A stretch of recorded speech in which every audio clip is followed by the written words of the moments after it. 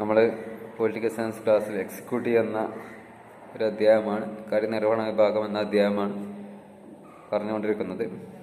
അതിൽ എന്താണ് എക്സിക്യൂട്ടീവ് എന്ന് നമ്മൾ പറഞ്ഞു. കേന്ദ്ര എക്സിക്യൂട്ടീവിൻ്റെ വ്യത്യസ്ത ഘടകങ്ങൾ നമ്മൾ പറഞ്ഞു.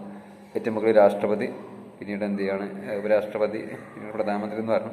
പ്രധാനമന്ത്രിയുടെ ഫങ്ഷൻസ്, ധർമ്മങ്ങൾ നമ്മൾ കണ്ടു കഴിഞ്ഞു. ഇനി അടുത്ത ടോപ്പിക്കാണ് പ്രധാനമന്ത്രിയും മുന്നണി ഭരണവും. പ്രധാനമന്ത്രി, പ്രൈം മിനിസ്റ്ററും പിന്നെ നമ്മളെ അലയൻസ് എന്ന് പറയും, മുന്നണി ഭരണം. അതായത് ഈ അടുത്ത് നിങ്ങൾ കേട്ടിട്ടുണ്ടാവും, ഈ പഴയ മാതിരി ഒരു പാർട്ടി ഒറ്റയ്ക്ക് ഭരിക്കുന്നൊരു സിസ്റ്റം ഇപ്പോൾ ഇന്ത്യയിൽ അല്ലാതെ ഇല്ല. ആർക്കും വല്ല ഭൂരിപക്ഷം കിട്ടാത്തത് കൊണ്ട് ഇപ്പോൾ മുന്നണിയായിട്ടാണ്. ഇപ്പോൾ UDF മുന്നണിയാണ്, കോൺഗ്രസ്, മുസ്ലിം ലീഗ് ഒക്കെ ഉൾക്കൊള്ളുന്ന മുന്നണിയാണ് UDF. അതുപോലെ LDF മറ്റൊരു മുന്നണിയാണ്. ഇത് ഒരുപാട് പാർട്ടികളുണ്ട്. BJP ഒറ്റയ്ക്കല്ല, പല സംസ്ഥാനങ്ങളിലുള്ള NDA എന്നാണ്. ഇപ്പോൾ കേന്ദ്രത്തിലൊക്കെ NDA മുന്നണിയാണ്. BJPയും അതുപോലെ തന്നെ എന്ത് ചെയ്യണം, BJPയുടെ കൂടെ നിൽക്കുന്ന മറ്റു പാർട്ടികൾ കൂടി ചേർന്ന മുന്നണിയാണ് ഈ NDA. അപ്പോൾ ഏതായാലും ആദ്യകാലത്തൊക്കെ എന്തെങ്കിലും കോൺഗ്രസിന് ഒറ്റയ്ക്ക് ഭൂരിപക്ഷം ഉണ്ടായിരുന്നു. പിന്നീട് ഭൂരിപക്ഷമൊക്കെ കുറഞ്ഞു പോയി. പിന്നീട് വന്ന കോൺഗ്രസ് ഭരണം, അതുപോലെ തന്നെ BJP ഭരണം, അതുപോലെ തന്നെ വന്ന മറ്റു ചില കോൺഗ്രസും BJP ഇല്ലാത്ത സർക്കാരുകളൊക്കെ ഉണ്ടായിരുന്നു. അവയൊന്നും ഒറ്റക്കായിരുന്നില്ല ഭരിച്ചിരുന്നത്. പിൽക്കാലത്ത് ഒക്കെ മുന്നണിയായിട്ടായിരുന്നു. അപ്പോൾ ഇങ്ങനെ മുന്നണിയായി ഭരിക്കുമ്പോൾ പ്രധാനമന്ത്രിയുടെ ദൗത്യങ്ങൾ, പ്രധാനമന്ത്രിയുടെ പരിമിതികളാണ് നമ്മൾ പറയാൻ പോകുന്നത്. പ്രധാനമന്ത്രിയാണ് ഇന്ത്യയിലെ ഏറ്റവും വലിയ തസ്തികയുള്ള ആൾ എന്ന് നമ്മൾ പറഞ്ഞു. ഏറ്റവും കൂടുതൽ അധികാരമുള്ള പ്രധാനമന്ത്രിക്കാണ്.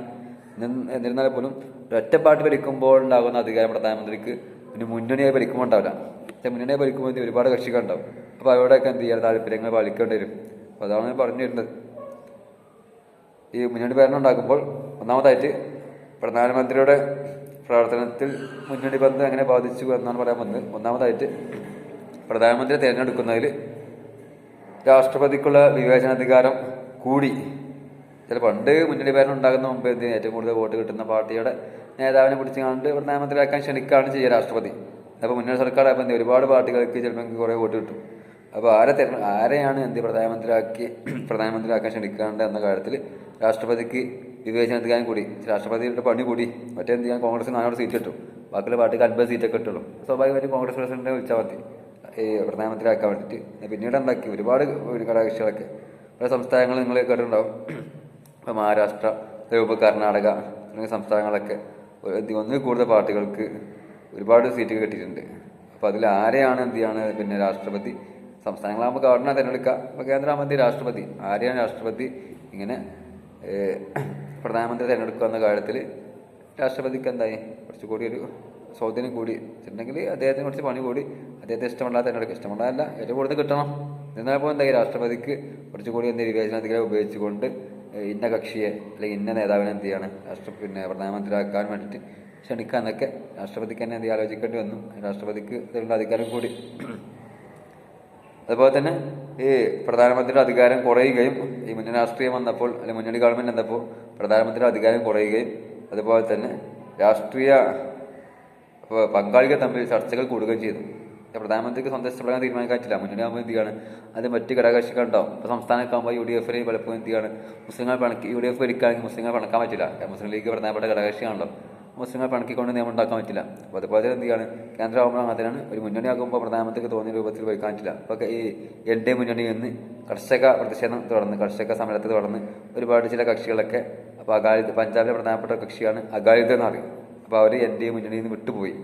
അങ്ങനെ ഇപ്പോൾ മുന്നണി സർക്കാർ ആകുമ്പോൾ പ്രധാനമന്ത്രിയുടെ തീരുമാനങ്ങൾ ഇഷ്ടപ്പെടുന്നില്ലെങ്കിൽ അതിലെ പല പാർട്ടിക്കാരും പല ഘടകകക്ഷികളും ചിലപ്പോൾ ആ മുന്നണി വിട്ടുപോകാൻ സാധ്യതയുണ്ട്.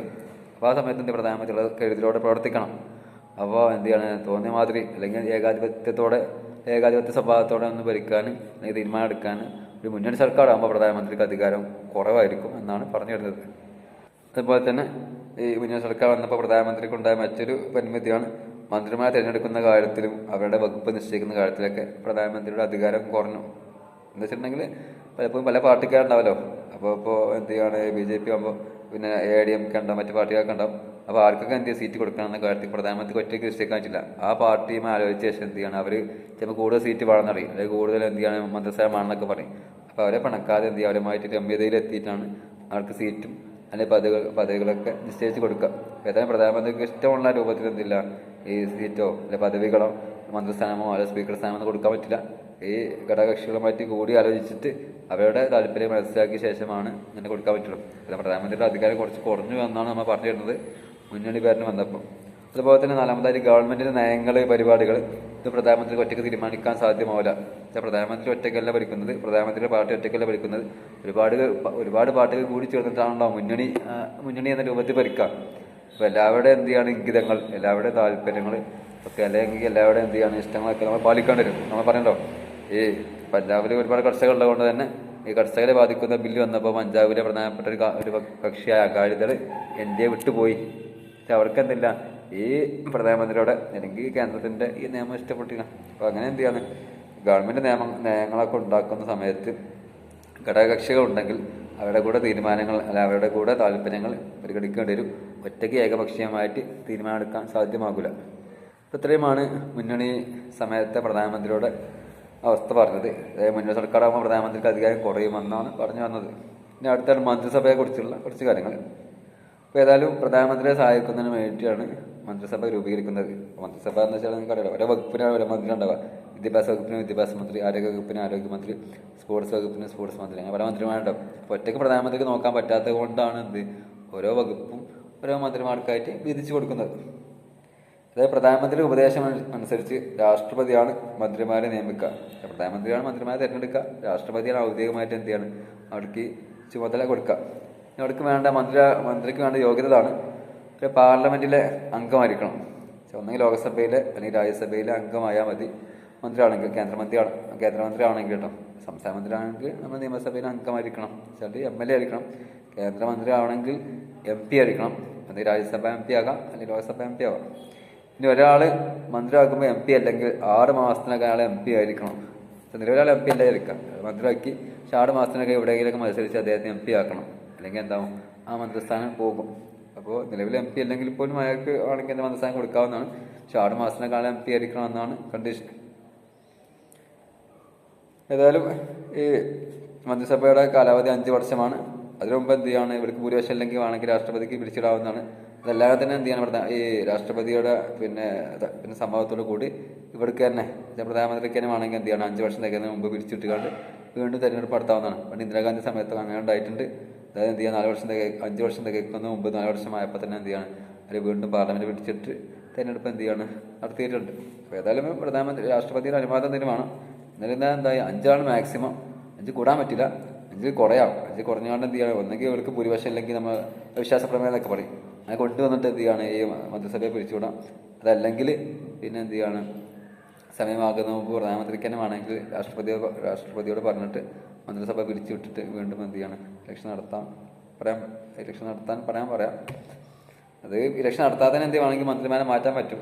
പ്രധാനമന്ത്രി ഉൾപ്പെടെയുള്ള എല്ലാ മന്ത്രിമാരും ആണെങ്കിൽ എന്ത് ചെയ്യാണ് പാർട്ടിക്ക് ഒരാളെ ഭരിക്കുന്നത് ആ പാർട്ടിക്ക് അല്ലെങ്കിൽ ആ മുന്നണിക്ക് എന്ത് ചെയ്യാണ് വേണമെങ്കിൽ മാറ്റാവുന്നതാണ്. ഇപ്പോൾ കേരളത്തിൽ ഒരുപാട് അങ്ങനെ മാറ്റിയിട്ടുണ്ട്.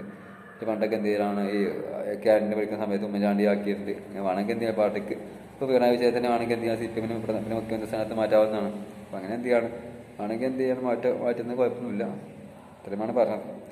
ഇതാ കേന്ദ്ര മന്ത്രിസഭയിൽ 3 തരം മന്ത്രിമാരുണ്ട്. നിങ്ങൾ ചിലപ്പോൾ കേട്ടിട്ടുണ്ടാവും. ഒന്ന് ക്യാബിനറ്റ് മിനിസ്റ്റർ എന്നറിയും, ക്യാബിനറ്റ് മന്ത്രി, ഏറ്റവും പ്രധാനപ്പെട്ട മന്ത്രിമാരാണ് ക്യാബിനറ്റ് മന്ത്രിമാരാവുക. പിന്നെ സഹമന്ത്രിമാരെന്നറിയും, നിങ്ങൾ ചിലപ്പോൾ കേട്ടിട്ടുണ്ടാവും. പണ്ട് കാലത്ത് വിദേശകാര്യ സഹമന്ത്രിയായിരുന്നു അഹമ്മദ് സാഹിബൊക്കെ. അതുപോലെ തന്നെ മുരളീധരൻ ഉണ്ടല്ലോ, BJP മുരളീധരൻ, അയാൾ വിദേശകാര്യ സഹമന്ത്രിയാണ്. അതുപോലെ തന്നെ ഉപമന്ത്രിമാരുണ്ട്, അതിന് താഴെയുള്ള മന്ത്രിമാരാണ് ഉപമന്ത്രിമാർ. അപ്പോൾ ഏറ്റവും വലിയ മന്ത്രിമാരാണ് ക്യാബിനറ്റ് മന്ത്രിമാർ. ചിലവർക്ക് ക്യാബിനറ്റ് പദവി എന്നൊക്കെ പറയും. അവരാണ് ഈ ക്യാബിനറ്റ് മീറ്റിങ്ങൊക്കെ പങ്കെടുക്കുക. പിന്നെ എന്ത് അവരെ സഹായിക്കുന്ന മന്ത്രിമാരാണ് സഹമന്ത്രിമാർ. അവരെയും സഹായിക്കാനുള്ള ചെറുകിട മന്ത്രിമാരാണ് ഉപമന്ത്രിമാർ. അങ്ങനെ 3 തരത്തിലുള്ള മന്ത്രിമാരുണ്ട്. ഇത്രയുമാണ് മന്ത്രിമാരുമായി ബന്ധപ്പെട്ട കാര്യങ്ങൾ. പലതും നമുക്കറിയാവുന്ന തന്നെ ആയിരിക്കും, നമ്മൾ പേപ്പർ വഴിയൊക്കെ എന്ത് ചെയ്യാണ് അറിഞ്ഞിരിക്കും. ഇനി അടുത്ത ഇതൊക്കെ നമ്മൾ പറഞ്ഞ കേന്ദ്ര എക്സിക്യൂട്ടീവിനെ കുറിച്ചാണ്. ഇനി അടുത്തതായി പറയാൻ പോകുന്നത് സംസ്ഥാന എക്സിക്യൂട്ടീവ്. നമ്മൾ അടുത്ത് സൂചിപ്പിച്ചിരുന്നു. കേന്ദ്ര എക്സിക്യൂട്ടീവിലെ പ്രധാന എന്ത് ചെയ്യാണ് ഏറ്റവും ഉയർന്ന പദവി ഇരിക്കുന്നത് രാഷ്ട്രപതിയാണ്. രാഷ്ട്രപതിൻ്റെ അധികാരങ്ങൾ, അദ്ദേഹത്തിൻ്റെ യോഗ്യതകൾ നമ്മൾ പറഞ്ഞു. 2ാം സ്ഥാനത്തുള്ളത് ഉപരാഷ്ട്രപതിയാണ്. ഉപരാഷ്ട്രപതി എങ്ങനെ തിരഞ്ഞെടുക്കാം, ഉപരാഷ്ട്രപതിയുടെ അധികാരങ്ങൾ, അദ്ദേഹത്തിൻ്റെ എന്ത് ചെയ്യാൻ ചുമതലകൾ ഒക്കെ നമ്മൾ പറഞ്ഞു. അദ്ദേഹം ആയിരിക്കേണ്ട യോഗ്യതകൾ, അദ്ദേഹത്തിന് ഉണ്ടായിരിക്കേണ്ട യോഗ്യതകൾ ഇതൊക്കെ നമ്മൾ കണ്ടു കഴിഞ്ഞു. ഇനി നമ്മൾ പ്രധാനമന്ത്രിയെ കുറിച്ച് പറഞ്ഞു, അദ്ദേഹത്തിൻ്റെ യോഗ്യതകൾ, അദ്ദേഹത്തിൻ്റെ ധർമ്മങ്ങൾ നമ്മൾ കണ്ടു കഴിഞ്ഞു. ഇനി നമ്മൾ മൊത്തം എന്ത് ചെയ്യണം, മന്ത്രിസഭയെ കുറിച്ച് പറഞ്ഞു. 3 തരം മന്ത്രിമാരുണ്ടെന്ന് പറഞ്ഞു. ഇതൊക്കെ കേന്ദ്രവുമായി ബന്ധപ്പെട്ട്. ഇനി സംസ്ഥാന എക്സിക്യൂട്ടീവിനെ കുറിച്ചാണ് പറയുന്നത്. അപ്പോൾ എന്ത് ചെയ്യാണ്, ഇന്ത്യയിൽ നമ്മൾ ഫെഡറൽ വ്യവസ്ഥ എന്നറിയും, നമ്മൾ മറ്റൊരു അധ്യായത്തിൽ പറയുന്നുണ്ട്. അപ്പോൾ ഇന്ത്യ പോലെ രാജ്യങ്ങളിൽ ശരിക്കും 2 രൂപത്തിൽ ഗവൺമെൻറ് ഉണ്ടാവും. കേന്ദ്ര ഗവൺമെൻറ് ഉണ്ടാവും, സംസ്ഥാന ഗവൺമെൻറ് ഉണ്ടാവും. എല്ലാ രാജ്യങ്ങളിലും അങ്ങനെയല്ല. രാജ്യങ്ങളിലും സംസ്ഥാന ഗവൺമെൻറ് ഇപ്പോൾ UK, ബ്രിട്ടനിലൊന്നും അങ്ങനെയല്ല, സൗദിയൊന്നും അങ്ങനെയല്ല. അവിടെ എന്ത് ചെയ്യുക, സംസ്ഥാനത്തെ പ്രത്യേക, സൗദിയിൽ ജനാധിപത്യ രീതിയല്ല, ജനാധിപത്യമുള്ള പല രാജ്യങ്ങളിലും ഇങ്ങനെ സംസ്ഥാനത്ത് മന്ത്രിമാരൊന്നുമില്ല, കേന്ദ്രം മാത്രമേ ഉണ്ടാവുള്ളൂ. സംസ്ഥാനത്ത് എന്തില്ല, പ്രത്യേക ഒരു മുഖ്യമന്ത്രിയും അല്ലെങ്കിൽ മന്ത്രിമാരൊന്നും ഉണ്ടാവില്ല. അങ്ങനെ ഉള്ളതിന് നമ്മൾ ഫെഡറൽ വ്യവസ്ഥ എന്ന് പറയാം. ഇന്ത്യയിലും അമേരിക്കയിലൊക്കെ ഫെഡറൽ സിസ്റ്റം ഉണ്ട്. ഏതായാലും എന്ത് ചെയ്യണം, അങ്ങനെ ഉള്ളതിൻ്റെ അടിസ്ഥാനത്തിൽ സംസ്ഥാനത്ത് എക്സിക്യൂട്ടീവ് ഉണ്ട്. നമുക്കറിയാവുന്നതാണ്, ഏറ്റവും സംസ്ഥാന എക്സിക്യൂട്ടീവിലെ ഏറ്റവും ഉയർന്ന പദവിയിൽ ഇരിക്കുന്നത് കേന്ദ്രത്തിൽ രാഷ്ട്രപതി ആയതുപോലെ തന്നെ അതേ തുല്യമായ പദവിയിൽ ഇരിക്കുന്നത് സംസ്ഥാനത്ത് ഗവർണറാണ്. പിന്നീട് എന്ത്, രാഷ്ട്രപതിക്ക് ഉപരാഷ്ട്രപതി ഉണ്ട്, പക്ഷെ ഗവർണർക്ക് എന്തില്ല, ഉപഗവർണറൊന്നുമില്ല, ഗവർണർ മാത്രമേ ഉള്ളൂ. ഗവർണറെ നമ്മൾ കേന്ദ്രമാണ് നിയമിക്കുക, നിങ്ങൾക്ക് അറിയുമായിരിക്കും. രാഷ്ട്രപതിയാണ് കേന്ദ്രമാണെങ്കിൽ പോലും രാഷ്ട്രപതിയാണ് നിയമിക്കുക. പലപ്പോഴും എന്ത് ചെയ്യാണ്, കേന്ദ്ര ഗവൺമെന്റിന്റെ അല്ലെങ്കിൽ കേന്ദ്രത്തിന്റെ നിർദ്ദേശം മാനിച്ചുകൊണ്ടാണ് രാഷ്ട്രപതി തിരഞ്ഞെടുക്കുക. രാഷ്ട്രപതിയാണ് നിശ്ചയിക്കുക, പറയുക, കേന്ദ്രമാണ് തിരഞ്ഞെടുക്കുക.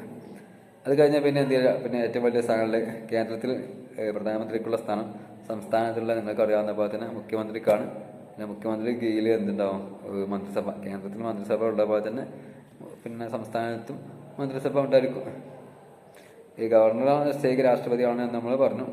പിന്നെ എന്ത് ചെയ്യാണ്, മുഖ്യമന്ത്രിയാണ് പിന്നെ ഏറ്റവും പ്രധാനപ്പെട്ട വ്യക്തി സംസ്ഥാന എക്സിക്യൂട്ടീവിൽ. അദ്ദേഹത്തിന് കീഴിലായിരിക്കും മന്ത്രിസഭ വരിക. മുഖ്യമന്ത്രി എന്ത് ചെയ്യാണ്, നമ്മുടെ സാധാരണ മുഖ്യമന്ത്രി വരിക അസംബ്ലിയിലെ നിയമസഭയിൽ ഏറ്റവും കൂടുതൽ ഭൂരിപക്ഷമുള്ള പാർട്ടിയുടെ നേതാവിനെയാണ് മുഖ്യമന്ത്രിയാക്കുക. എന്നിരുന്നാലും വേണമെങ്കിൽ എന്ത് ചെയ്യാണ്, ഒന്നിൽ കൂടുതൽ പിന്നെ കക്ഷികൾക്ക് ഏകദേശം നല്ല സീറ്റ് ഉണ്ടെങ്കിൽ, തുല്യമായ സീറ്റ് ഉണ്ടെങ്കിൽ പിന്നെ ഗവർണർക്ക് തൻ്റെ വിവേചനാധികാരം ഉപയോഗിച്ചുകൊണ്ട് തൻ്റെ അധികാരം ഉപയോഗിച്ചുകൊണ്ട് അതിൽ ഏതെങ്കിലും വ്യക്തിയെ വേണമെങ്കിൽ മുഖ്യമന്ത്രിയെ നിയമിക്കാനുള്ള ഒരു വകുപ്പൊക്കെ ഉണ്ട്. അപ്പോൾ നമ്മൾ കർണാടകയിലൊക്കെ അങ്ങനെ ഉണ്ടായിരുന്നു, പ്രശ്നമൊക്കെ ഉണ്ടായിരുന്നു. അപ്പോൾ കേരളത്തിൽ അങ്ങനെ എന്തില്ല, പ്രശ്നം ഉണ്ടാകാറില്ല എന്നുള്ളൂ. ഇതാണ് സംസ്ഥാന എക്സിക്യൂട്ടീവിൻ്റെ കാര്യം. കേന്ദ്രം പോലെ തന്നെയാണ് ഗവർണർ ഏറ്റവും മുകളിൽ, മുഖ്യമന്ത്രി താഴെ മന്ത്രിമാരാണ് വരിക.